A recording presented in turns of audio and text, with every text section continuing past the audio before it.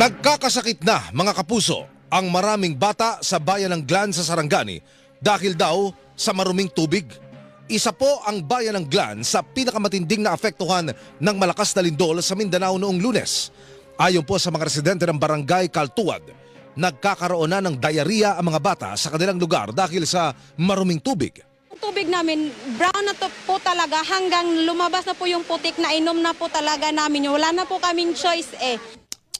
Ang tinig po ng isa sa mga residente sa barangay Kaltuad sa bayan huyan ng Glan sa Sarangani Province.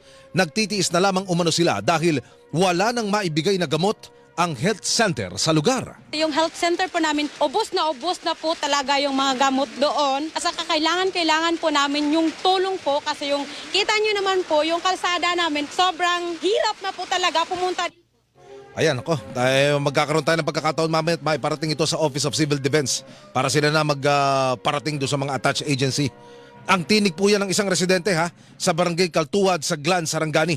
Bukod dito mga kapuso, nagtitiis ang ilang residente sa kanilang mga iniindang sakit dahil wala silang kakayahan na makapunta agad sa poblasyon.